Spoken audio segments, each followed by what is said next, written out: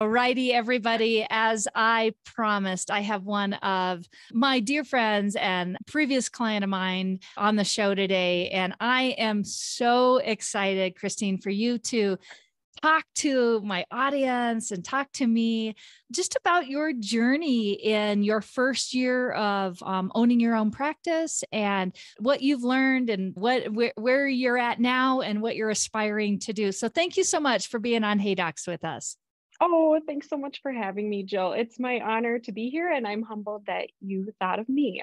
Yes. Yes. Oh gosh. Yes. I can't wait. I just really cannot wait for our listeners to hear your story. And you've always, since I've known you, had such a direction and a vision for what you're doing. And I can't wait to talk about that a little bit because I do feel like so many times with a lot of the clients that I work with, that is an afterthought to think about where you're going or what you're doing. It's more like just the physical of I need to start a practice and I need to hire an employee and I need to put systems in place. And really, it's so much bigger than that. And I think when we think about that, that bigger is what in turn I believe is the magic to maybe what helps some practices be a little more successful from the beginning. So if you don't mind, I would love it if you would just tell everybody a little bit about yourself, a little bit about how you decided to become a startup orthodontist, tackling this, and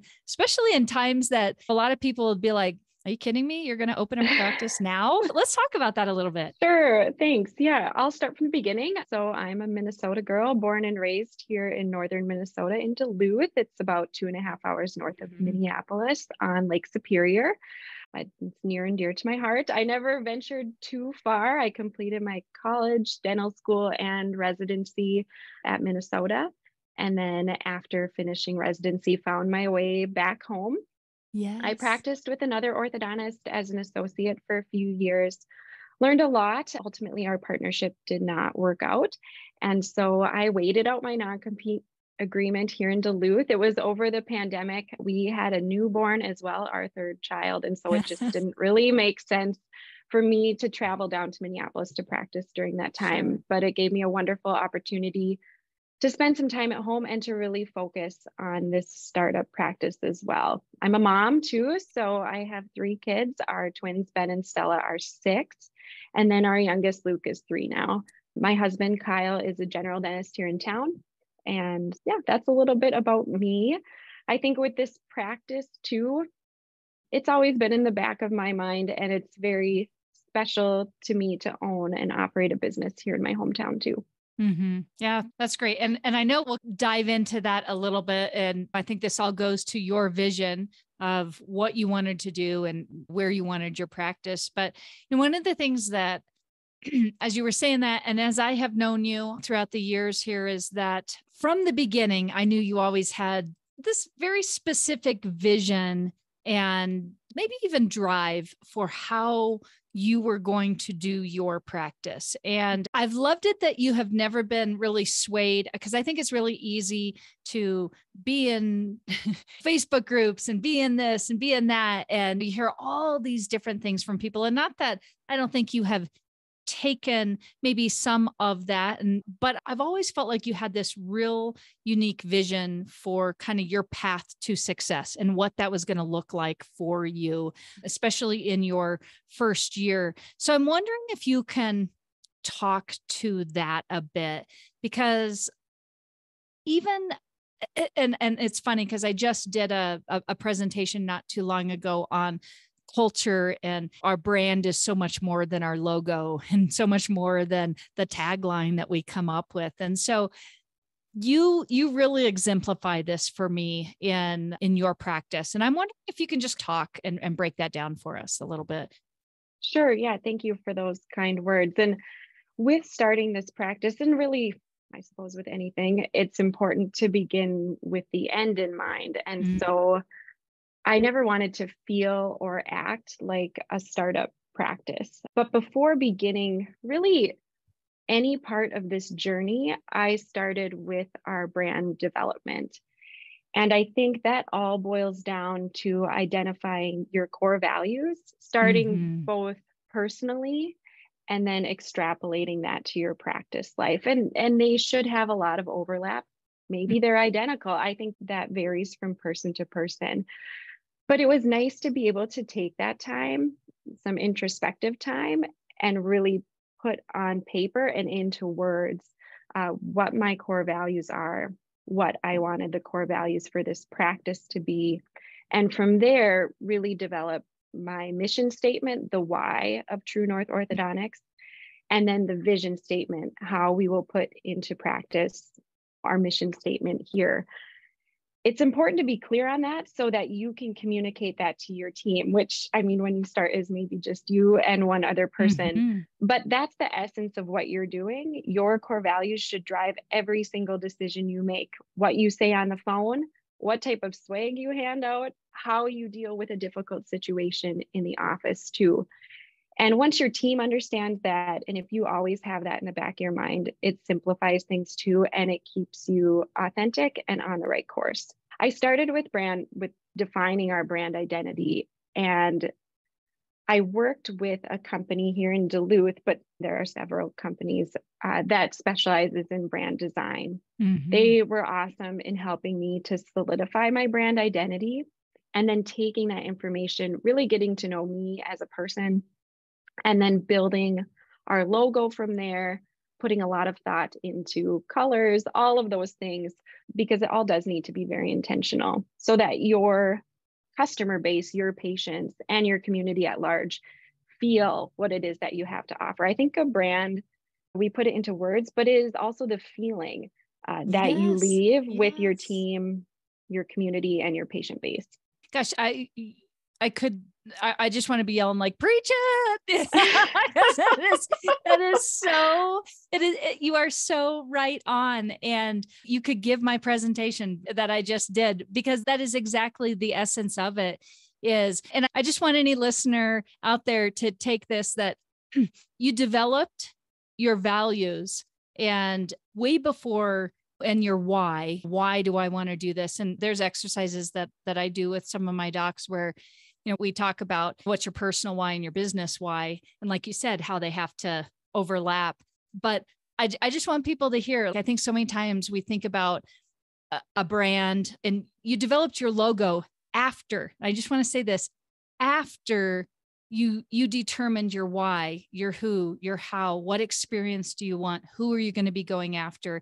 And I think if you can really bring that all together, that is then what you then work off of. And I know we all talk about value-based decision making, but that's really ultimately what you're hoping to get from your team members, is that they're working off of your values on your behalf and making decisions that align with what those values are. That's right. That's right. I like how you said that a brand is so much more than a logo too. Your logo is important, but it's informed by all of those previous things that you put time into designing. And I think I was working on my brand identity well before I even knew where my office was going to be located. It is a valuable first step. And when it comes to your team and your brand identity, that's something that even when someone comes in for their initial interview, that I pass along to them and let them know this is the most important thing, that you can exemplify this, that you identify with these values and can feel that. We can teach you the rest. Yeah, that's exactly it. So let's dive into that a little bit. And if you were giving advice to maybe your peers out there or somebody who's listening, how do you really define how your vision and expectations work into your culture? Because it's one thing to have value and vision. It's another thing to have culture within your practice. And again, when we start from the beginning and it's you and one other person, maybe like you think of culture in a practice in big offices with lots of people and all this and that. But we can have that culture and we can expect that our patients will have an experience even with one or two people in the practice. And you did such a good job at this. Do you mind giving some advice, talking about that a little bit within your practice and how you did that? Sure.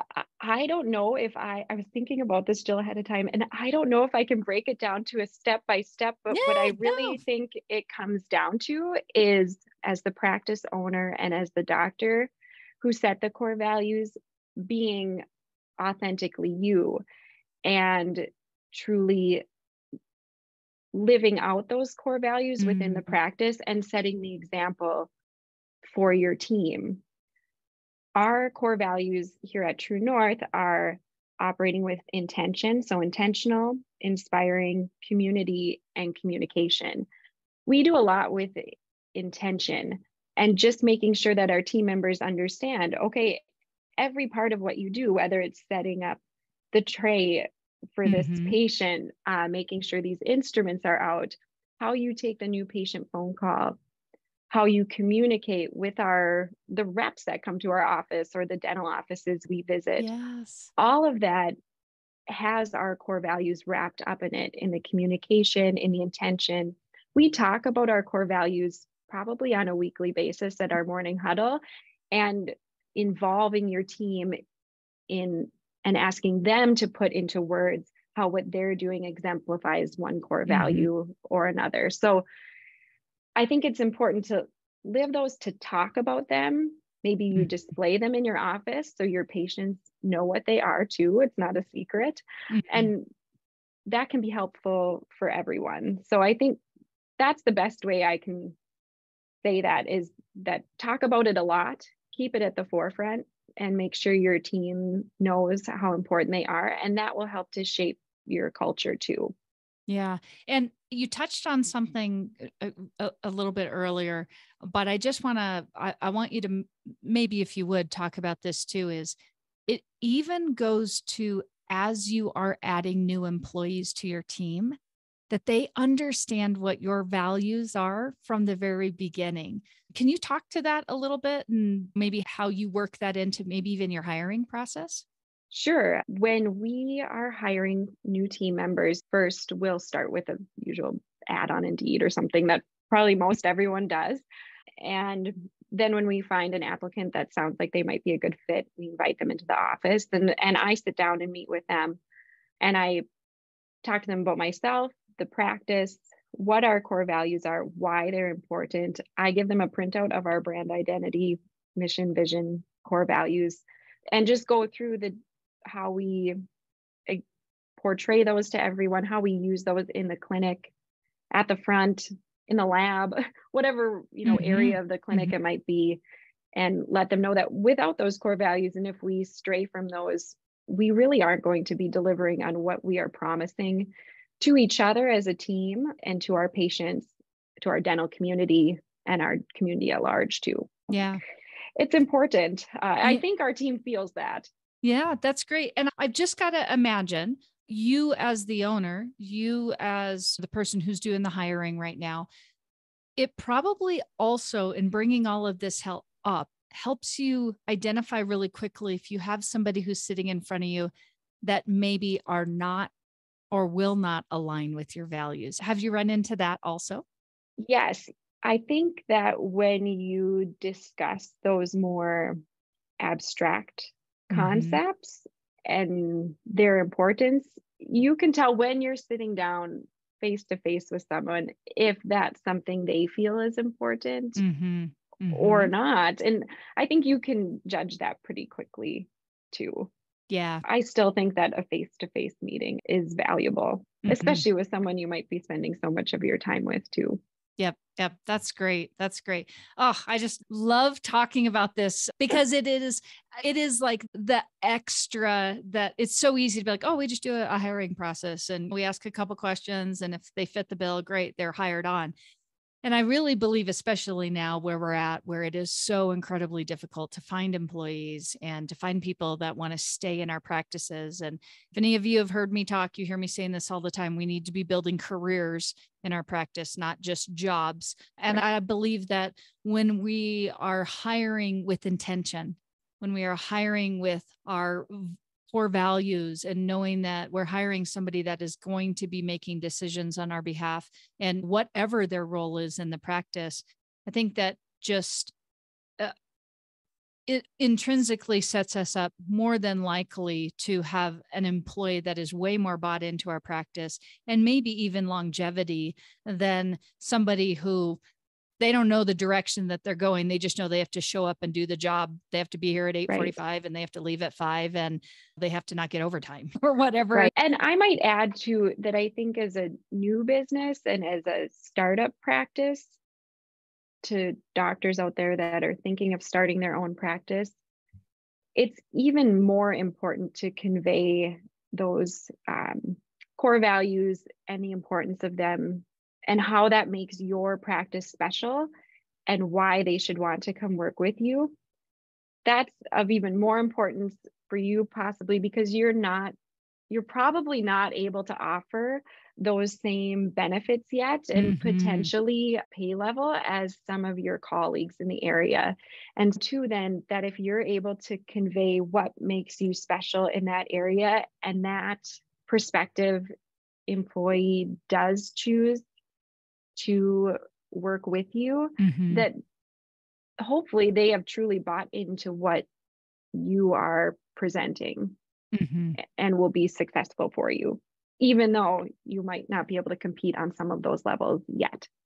Such great points. That is so true and such valuable information. And I know you being newer into your practice, those are struggles that everybody has. I can't offer benefits. I can't offer a matching 401k. I can't do this yet. It's not that you won't be there, but how do you get that buy-in from those employees when you're starting out and as you're moving along? And I think this could apply even to existing practices too, or docs that have done acquisitions as well, is getting them bought in and understanding what is more the importance of being in your practice and what makes you different maybe than working for corporate down the street, even though the benefits sound better. Yeah.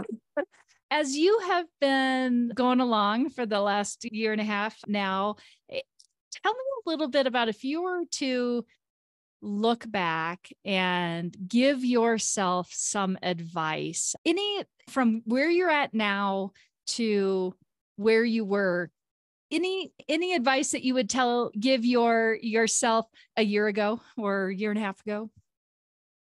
I think the most valuable piece of advice I could give my former self is trust your team.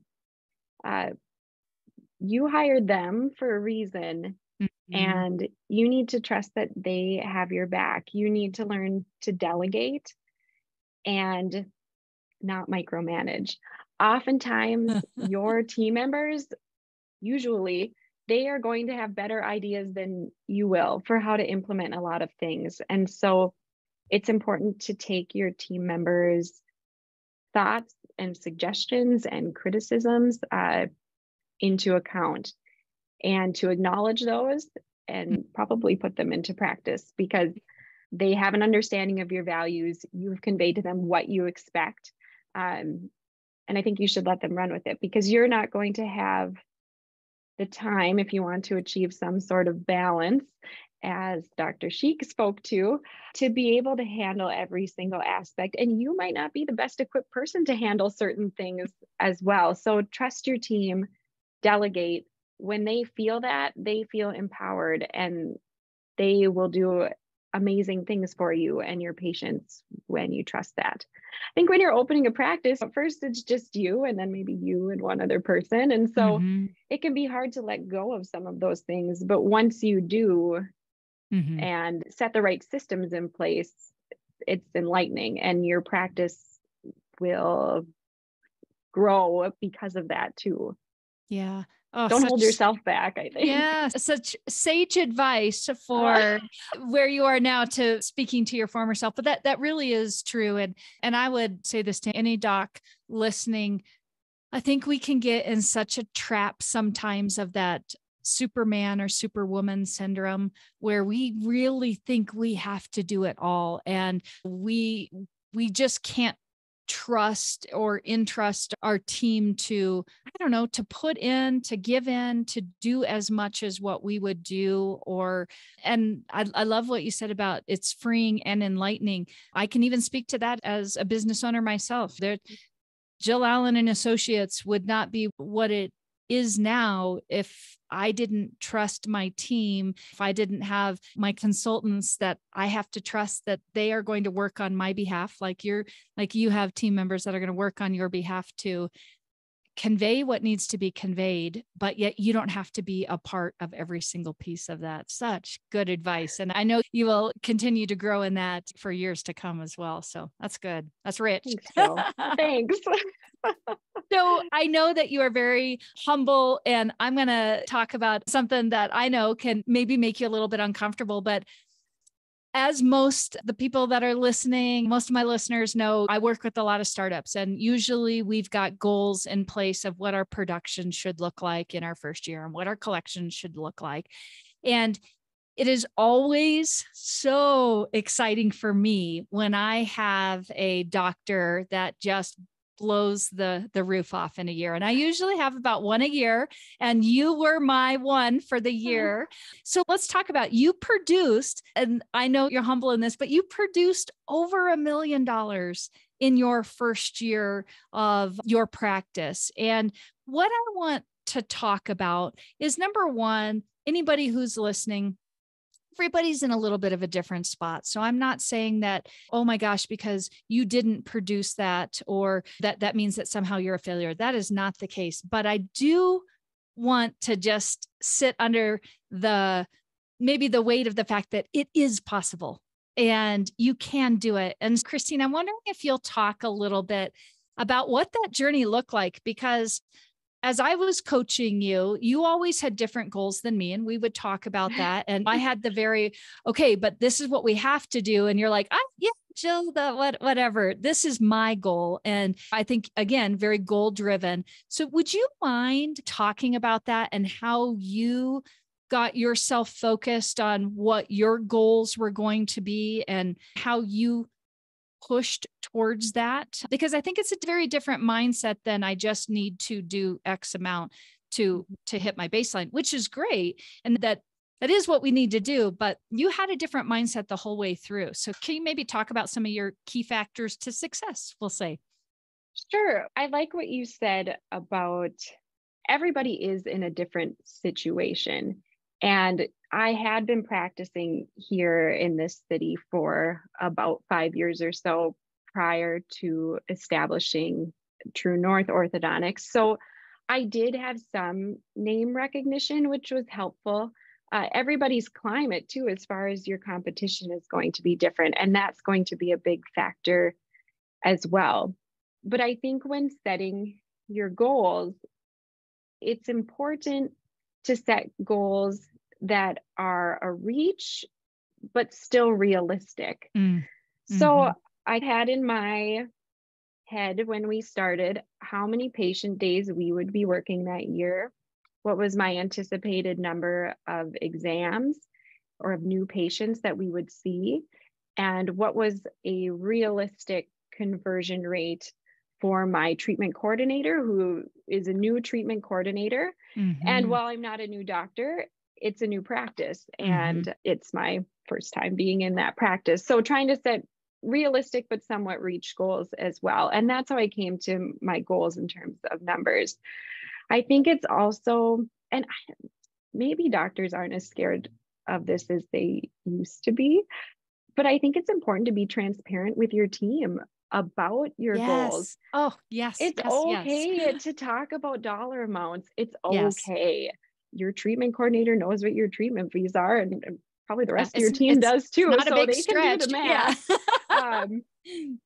And I think you just have to be open with them about what your goals are, talking frequently about where you're at in relation to your goals. And your goals aren't just financial. There are certainly other goals that you need to set, or key performance indicators in different departments of your practice too. But aside from the financial goals and doing the math to how we were going to get there, I just think along the way, and I'm sorry to keep coming back to this, but you have to remember your core values. You need to be you, be unapologetically you, and your practice should be as well. And it should be a mirror of who you are as the doctor owner, if you are the single doctor, or a mirror of your core values. Yeah, that's, again, great advice. And really, it sounds so simple, but it really does come back to what your vision was, how dialed in you are to the experience that you're putting out there with your patients, your vision, all of that. And I like what you said, setting realistic goals. When you weren't even, Jill, okay, I'll go with your goals. You're like, yeah, I know yours are realistic. Here's my push for for where they're going to be. And of course, you did great. One thing that I would like to just talk about for just a second in kind of your success in this first year is, I think probably there are a few listeners that are like, there had to be like there's got to be some secret sauce. Like, I'm sure she spent thousands and thousands of dollars on online marketing, or I am sure that she did this or that. And I'd like for you to, if you wouldn't mind, just talk just a little bit, because I've really believed that you just stuck to the basics. Referrals, just connecting with dentists still works. And so I'm going to let you feel that, and I'm not going to answer that for you. But if you wouldn't mind just talking a little bit to even that strategy that I think people are looking for, that magic, like just tell us the secret sauce. Right. You know? And I think that's going to vary from person to person, Mm-hmm. and Mm-hmm. community to community is going to be a big part of that too. But that's where you and your team were incredibly helpful, is letting me know how intentional we needed to be in our marketing. So from the beginning, we sat down, my one team member and I, and said, okay, at least as far as marketing to dentists goes, who might be our top 8 to 10 practices in the area that we might expect referrals from? And we took the time before our opening to go meet with those dentists and their teams, let them know what was going to be different about our practice, what sets us apart, buy lunch, all those kinds of things that you know. And that helped us to set the stage so that our referring dental offices knew what they could expect from me, from my team, and from this practice. And then you have to be ready to deliver on that. So that was a great place to start. And I really liked what you and your team had said to us about making sure we're setting up our marketing calendar for each quarter, doing it ahead of time, having everything laid out. We may not follow it to a T, but then we have something and we know we're not missing something. So frequent touch points with our referring offices, or if there's maybe an office we would like to add to our referring list that we're not seeing patients from yet, taking the time to visit that office as well. And I generally am doing those visits. I had the flexibility to do it, and I'm hoping to continue to, because that way, and I like to bring my team members along with me when they are available for that as well. But that way, maybe you don't always see the doctor, the dentist at that office. That's okay. It's really important for the team to see you at the general dentist office and to get to know you and what you're offering as well, because they play a big part in which orthodontist that referral gets sent to as well. Communication is one of our core values. So communication with referring dentists is important to me as well. All of the dentists I work with have my cell phone number. They can get in touch with me really easily. And that has gone well for us. And our local dental community has been really supportive of my practice. And I'm very thankful for that. Another external marketing, as far as marketing to the community at large, we just really embraced our brand and put our logo all over everything. And then it's being present at certain events. I think as much as your budget allows, embrace every sponsorship opportunity. You will be inundated with them, but embrace them. Make sure you ask for recognition. That's okay. You're putting dollars towards that. Yes. And then that goodwill will come back to you as well. So it's just about getting your brand out there, because people will see it. People will start to talk, parents talk, and that will work in your favor too. Yeah. Thanks for sharing that. And you know what, when I'm listening, it's about that brand recognition and getting it out there, understanding that not everything is going to be an immediate ROI, return on investment, but the more your brand is out there and the more people are starting to recognize it. And then when they interact with it and get the experience that they that they get, that I think just in turn, just everything builds on everything. So thanks for sharing that. Yes. I want to talk also, and I know everybody who's listening is like, oh my gosh, there's so many pearls. Like I can't write fast enough to take all of this down. But one of the other things that you did as well was really embracing technology in your practice. And for anybody who's listening, I've talked and had a lot of doctors on that have embraced their technology. And we've talked about how that has really helped. But I'd love it if you can talk to that, because once again, a startup practice, I think sometimes it's so easy for us to be like, I'm just going to do the most inexpensive thing, fixed bracket, tried and true way of doing things. But can you kind of talk to what your vision was and working into the technology, working into the culture, and what your vision was for your practice, and how technology has played such a role in that for you from the very beginning? Sure. Yes. When I think about technology in our industry, we can't use it just because it's cool. It needs to help us to achieve some sort of goal, Mm-hmm. and also should play into your brand identity and what do you want your practice to be known for. So when I think about different things that we use, or when I'm considering a certain technology, does it help me to deliver a better result and to do that more efficiently in less time or fewer visits or both of those things? Does it make things easier for my team to deliver on their duties and to do a great job with what they're doing? And does it make treatment more convenient for my patient? I think that's a big one too. Here at True North, we use Lightforce 3D printed brackets. For aligners, we are planning everything on the screen. I just think for me, that digital treatment planning is invaluable. I see so much more.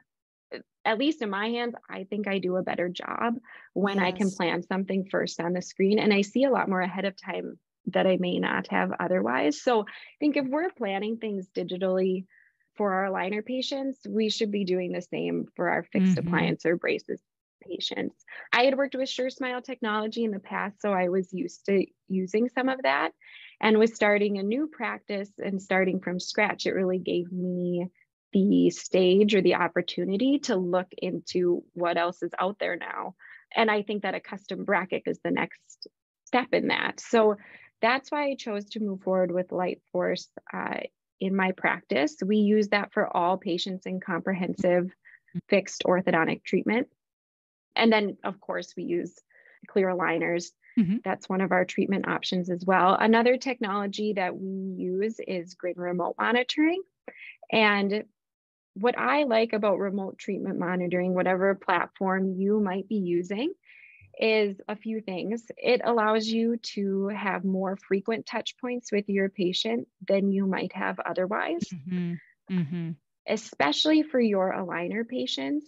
And depending on what your treatment sequence looks like, you can go longer intervals between in-office appointments, but you are still keeping a more frequent eye on their treatment than you would have otherwise. And at least in this last year, it really seems to me that it helps a lot with holding patients accountable in their aligner treatment. We use remote monitoring for all of our patients now, whether they're in phase 1, in fixed treatment, or in aligner treatment. And it also helps a lot with monitoring hygiene. We haven't yet used remote monitoring for our growth and development or observation program or in new patient exams yet, but I'm thinking as once we kind of dial in our systems for how we're using it now, I'm hoping to expand it to those different areas as well. Retention as well as one place that we are starting to use remote monitoring now that we're a little over a year in and finishing some treatments as well.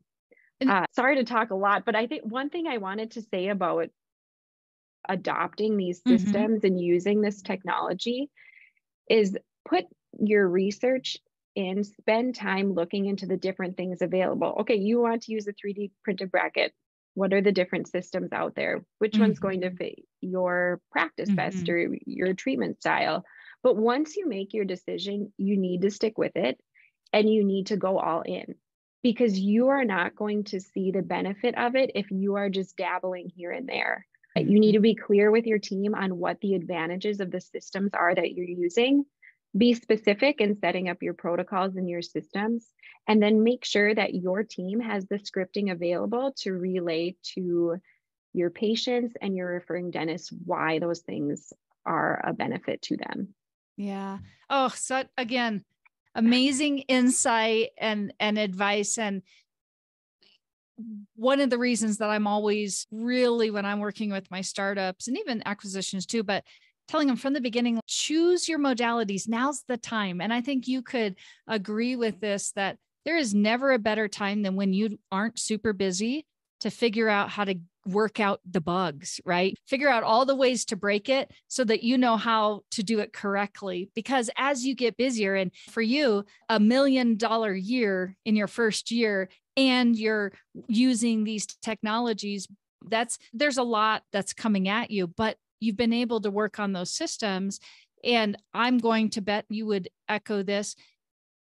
It has also allowed you to not have to have maybe as many employees as you might think you would need because of utilizing just some of these systems to make you more efficient. You're not sacrificing, and this goes back to your values, you're not sacrificing on your patient experience.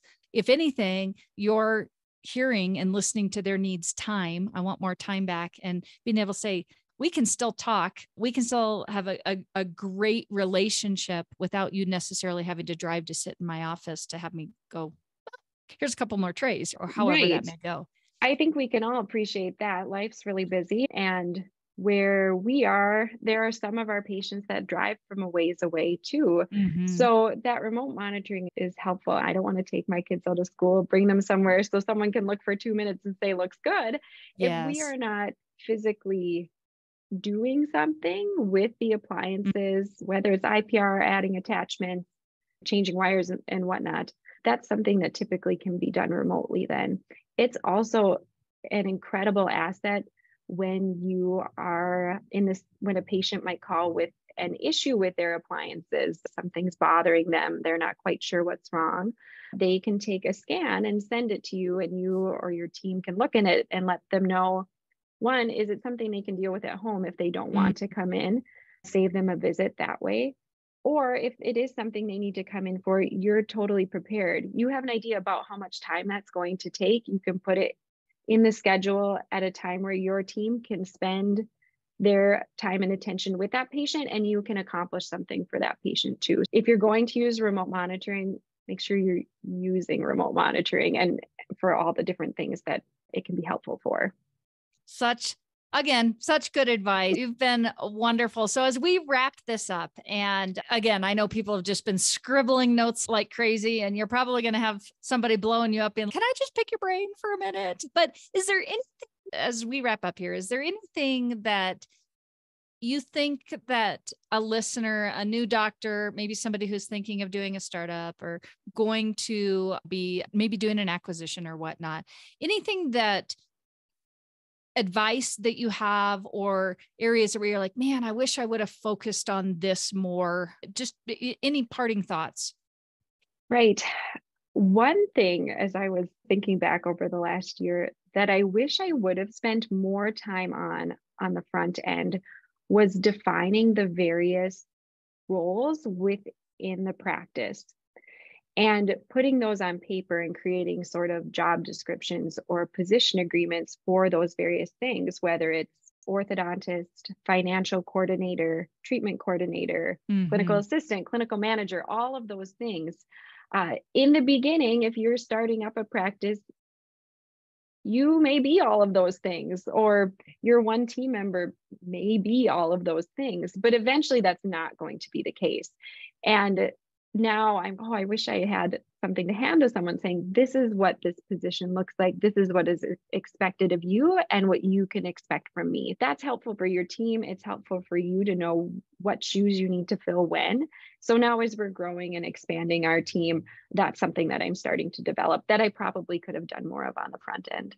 Sure, sure. And I think that goes back to, I know there are outlines for things like that. You can get those from your friends, your family, not family, friends, people in Facebook groups, whatever.